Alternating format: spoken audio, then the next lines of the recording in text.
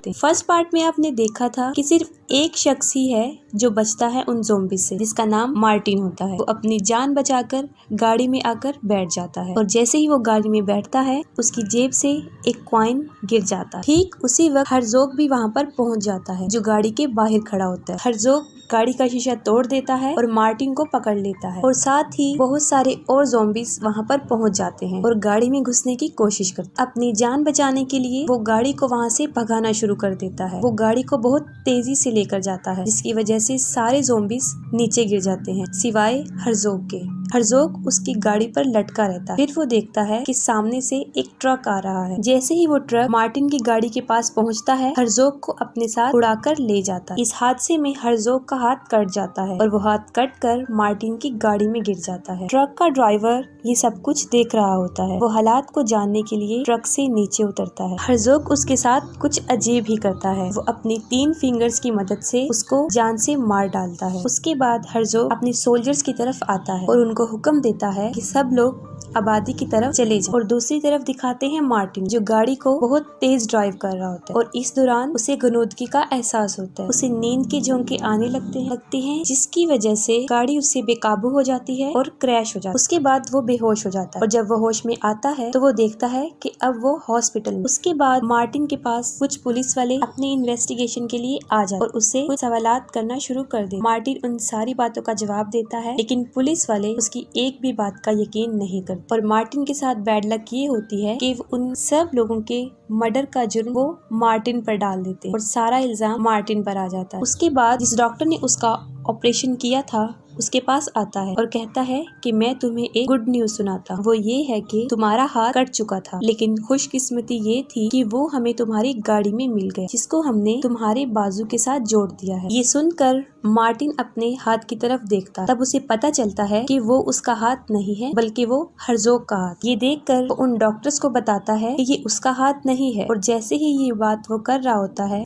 उसका हाथ कंट्रोल से बाहर हो जाता है और साथ ही वो उन डॉक्टर्स पर हमला कर देता है और काफी डॉक्टर्स को जख्मी कर देता है। इसके बाद वो बड़ी मुश्किल से मार्टिन को पकड़ते हैं और उसको बेहोशी वाला इंजेक्शन लगा देते हैं और साथ ही हर्ज़ोग और उसकी टीम जो कि पॉपुलेशन में दाखिल हो गए थे वो एक घर में दाखिल होते हैं और वहाँ पर रहने वालों को मार देते हैं क्योंकि हर्ज़ोग का हाथ भी कटा होता है और वो अपने नौजीज ज़ॉम्बी डॉक्टर से अपने हाथ का ऑपरेट करवाता है और अपने हाथ को जुड़वाता है और वो हाथ मार्टिन का होता है जो कि कट के वहाँ बर्फ में गिर गया था जो अब इन लोगों को मिला था और वो हर्ज़ोग के साथ जोड़ देता है। हर्ज़ोग में इतनी पावर्स थी कि वो भी हाथ को उसके बाजू के पास लेकर ही जाता है तो वो खुद ब खुद आपस में जुड़ जाता है। इसके बाद वो जाते हैं एक कब्रिस्तान। उस कब्रिस्तान में जहाँ पर वो जर्मन सोल्जर दफन। हर्ज़ोग उनको दोबारा जिंदा करने की कोशिश करता है लेकिन नाकाम हो जाता है। तब उनका डॉक्टर हर्ज़ोग को बताता है कि इन कब्रों में पड़े मुर्दों की लाशें काफी पुरानी हैं जो गल सड़कर खत्म हो चुकी हैं। अगर हम चाहते हैं कि ये लोग दोबारा जिंदा हों तो इसके लिए हमें फ्रेश डेड बॉडीज यानी जो लोग अभी अभी मरे। ये सुनते ही हर्ज़ोग एक चर्च में जाता है। वहाँ एक आदमी होता है जिसका नाम प्रीस्ट होता है। वो उसे भी मार देता है और जैसे ही वो मर जाता है हर्ज़ोग उसके चेहरे पर हाथ रखता है जिसकी वजह से वो दोबारा जिंदा हो जाता है और वो भी उसके सोल्जर में शामिल हो जाता है यानी अब वो भी उसका एक स्लेव होता है। इस बात से जाहिर है कि हर्ज़ोग काफी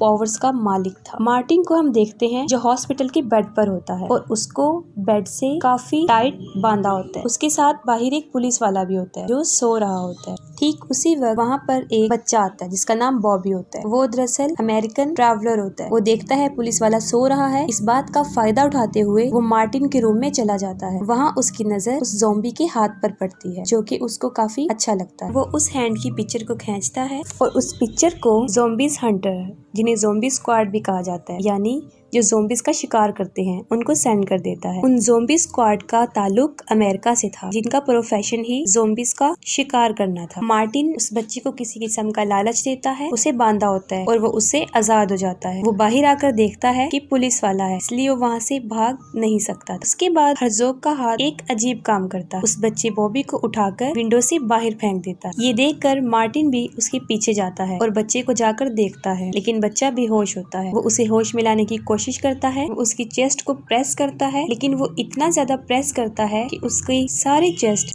क्रैश हो जाती है और हड्डियां टूट जाती हैं। ये सब कुछ उस हाथ की वजह से हुआ था क्योंकि वो काफी पावरफुल था। ये सब कुछ वो पुलिस वाला उस खिड़की से देख रहा होता है और उसका शक यकीन में बदल जाता है कि बॉबी को मार्टिन ने मार दिया है। उसका अंदाजा सही भी था। मार्टिन वहाँ से भाग जाता है और पुलिस वाला भी उसके पीछे पीछे भाग जाता है, लेकिन उसके हाथ ने यहाँ पर एक और उल्टा काम कर दिया था। वो ये था कि वहाँ पर काफी सारी गाड़ियाँ खड़ी हुई थी। मार्टिन एक मर्सिडीज के पास जाता है, वो एक गाड़ी का लोगो टाइप उतारता है और उस पुलिस वाले की तरफ फेंकता है और वो लोगो टाइप पुलिस वाले के सर में जाकर लगता है, जो कि बुरी तरह खुब जाता है, जिससे वो शदीद जख्मी हो जाता है। उसके बाद वो हाथ एक गाड़ी का शीशा खुद तोड़ देता है, गियर लगाता है और गाड़ी को स्टार्ट करके वहाँ से भाग जाता है, क्योंकि मार्टिन भी गाड़ी के अंदर होता है। उसके पास बॉबी का फोन रह जाता है, जिस पर ज़ॉम्बी स्क्वाड कॉल करते हैं। मार्टिन उन ज़ॉम्बीज हंटर से बात करता है और उन ज़ॉम्बीज की सारी कहानी उनको बता देता है। इसके जवाब में वो लोग मार्टिन को कहते हैं कि हम लोग उसकी मदद करने नॉर्वे से आ रहे हैं, तब तक तुम इस बात का पता लगाओ कि उन ज़ॉम्बीज का मकसद क्या है, कि इस सब बर्बादी के पीछे वो क्या चाहते हैं। उन ज़ॉम्बीज हंटर का लीडर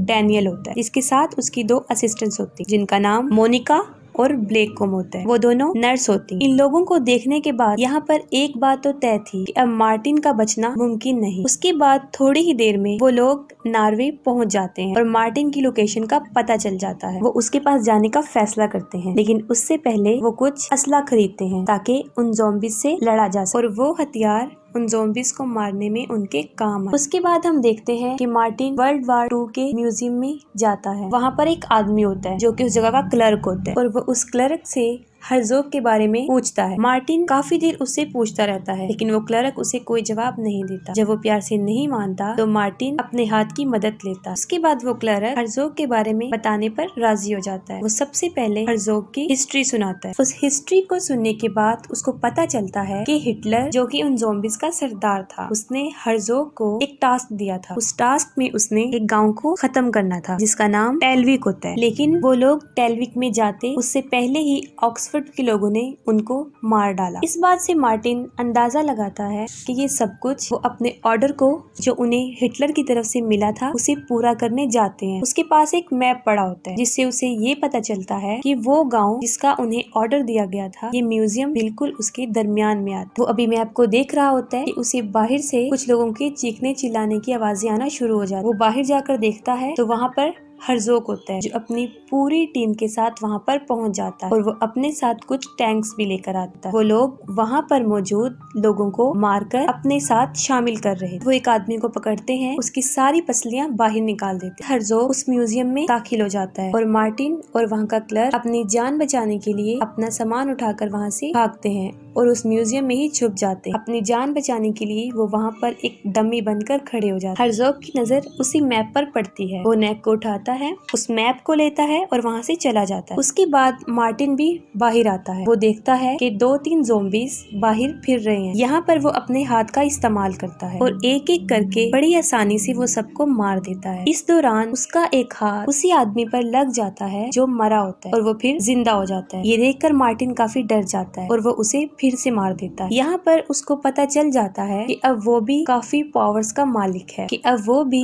मुर्दों को जिंदा कर सकता है और ये सोचते हुए वो उस आदमी को फिर से जिंदा करता है। ठीक उसी वक्त एक कुल्हाड़ी आती है और उस आदमी के सर पर लग जाती है, जिससे वो मर जाता है। और ये कुल्हाड़ी किसी और ने नहीं बल्कि ज़ॉम्बी हंटर डैनियल ने मारी और उसके बाद वो उसकी पिक्चर बना लेता है। ये देखकर मार्टिन खुश नहीं होता क्योंकि उसकी उम्मीदें काफी बड़ी थी। उसके बाद मार्टिन अपने हाथ की पावर दिखाता है और दोबारा उस आदमी को जिंदा करता है। ये देखकर डैनियल उसको कहता है कि तुम अपनी एक आर्मी बनाओ और साथ ही वो ये भी बताता है कि कुछ रशियन सोल्जर्स को हर्ज़ोग ने मरवा दिया था, जिनकी लाशें बर्फीले इलाकों में दफन है। वो मार्टिन को कहता है कि तुम उनकी डेड बॉडीज को दोबारा जगा दो, जिसकी वजह से उनकी एक आर्मी बन जाए और फिर हम भी हर्ज़ोग से बदला ले सकते। मार्टिन इसके लिए राजी हो जाता है। इसके बाद वो अपने मिशन यानी उन डेड बॉडीज को जिंदा करने के लिए चल पड़ते हैं और साथ ही मोनिका, ब्लैक और ग्लेन को वो हर्ज़ोग के लिए छोड़ जाते हैं कि वो उसका पहरा देंगे, कि वो लोग हर्ज़ोग का टाइम बटाएंगे ताकि उन लोगों को अपने मिशन पूरा करने में मजीद वक्त मिल सके। हर्ज़ोग अपने टैंक लेकर आगे आगे बढ़ रहा था और उसके सोल्जर उस पॉपुलेशन में लोगों को मार रहे थे और अपने साथ शामिल कर रहे थे। मोनिका और ब्लेक को एक आइडिया आता है। वो कहती हैं कि हम दोनों में से उन ज़ॉम्बीज में से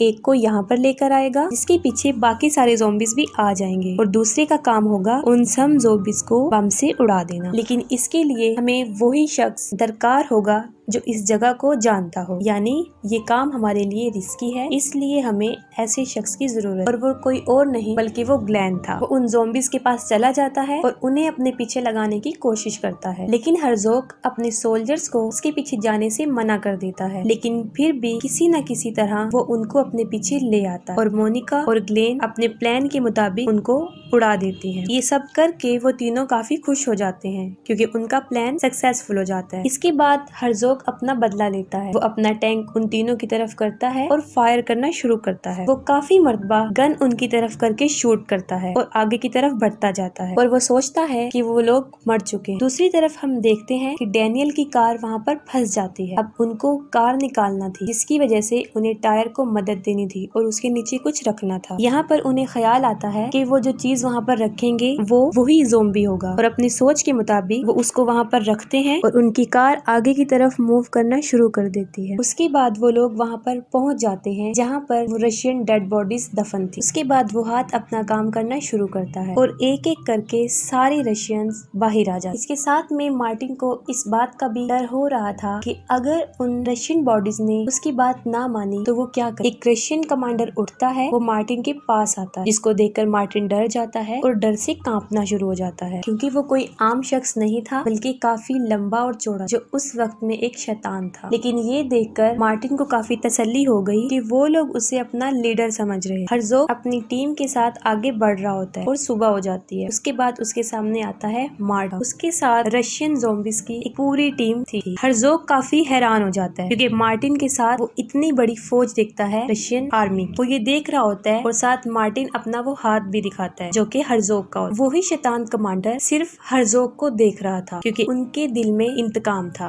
वो उससे बदला लेना चाहते थे। दोनों आर्मी मुकाबले के लिए एक दूसरे की तरफ बढ़ती है जबकि वो कमांडर सिर्फ हर्ज़ोग की तरफ बढ़ता है। इस दौरान उसके रास्ते में बहुत से ज़ॉम्बी सोल्जर आए और उसने उन सबको मार दी। ये सब लड़ाई देखते हुए पुलिस वाले वहाँ पर पहुँच जाते और साथ ही वो देखते हैं कि बिल्कुल सामने एक बहुत बड़ा टैंक आ रहा है जो उनकी गाड़ी की तरफ बढ़ रहा है और देखते ही देखते वो टैंक उनकी गाड़ी को कुचल देता है। जैसे ही वो टैंक उनकी गाड़ी पर चढ़ता है वो लोग फौरन गाड़ी से बाहर आ जाते और उनकी जान बच जाती है और सब लोग एक घर में जाते हैं और वहाँ जाके खुद को छुपा ले। उसके बाद मार्टिन डैनियल को ऑर्डर देता है कि वो जाए और उन टैंक्स को काबू करे। उसके बाद दोनों सोल्जर्स की आपस में जंग छिड़ जाती है। ठीक उसी वक्त में मोनिका, ब्लैक और ग्लेन भी वहाँ पर पहुँच जाते हैं। मार्टिन की टीम काफी स्ट्रॉन्ग थी, यही वजह है कि उन नॉजिस ज़ॉम्बीज की टीम को मारते जा रहे थे और इसके साथ ही डॉक्टर जो अपना काम कर रहा था वो जख्मी ज़ॉम्बीज को दोबारा मरहम पट्टी करके लड़ने के काबिल बना रहा था। क्योंकि दोनों सोल्जर्स की लड़ाई चल रही होती है, रशियन कमांडर हर्ज़ोग को अभी मारने ही वाला होता है कि पीछे से एक ज़ॉम्बी उस पर अटैक कर देता है और हर्ज़ोग की टीम आकर उसे पकड़ लेती है और हर्ज़ोग और बाकी सब लोग मिलकर उसे मार देते हैं। अब लड़ाई ने अपनी साइड पलट दी थी। अब देखने में आ रहा था कि रशियन हार रहे। फिर वो लोग सोचते हैं कि अब हमें हर्ज़ोग को मार देना चाहिए क्योंकि हर्ज़ोग ही है वो जिसकी वजह से वो सारे ज़ॉम्बी जिंदा थे। अगर वो मर गया तो उसकी सारी फौज भी खत्म हो जाएगी। ये सोचते हुए मार्टिन हर्ज़ोग को मारने के लिए उसकी तरफ बढ़ता है। इस लड़ाई में हर्ज़ोग मार्टिन को काफी मारता है लेकिन मार्टिन भी कम नहीं था क्योंकि उसके पास भी हर्ज़ोग का एक हाथ था। डैनियल जो कि टैंक के पास आया था, टैंक में घुसता है और वहाँ पर दो सोल्जर को मार देता है। जैसे ही टैंक उस घर में घुसता है वो दोनों टैंक पर चढ़ जाते और बाहर जो दूसरी जंग छिड़ी हुई थी उनमें रशियंस मारे जाते और सारे नॉजिस जिंदा बच जाते हैं। रशियंस में सिर्फ 3 लोग बचते हैं जिनमें मोनिका, ग्लेन और ब्लेक थे और थोड़ी ही देर बाद उन तीनों में से भी ग्लेन को मार दिया जाता है। अब मोनिका और ब्लेक ही जिंदा रह गए थे और वो बुरी तरह फंस गई थी उन ज़ॉम्बीज में।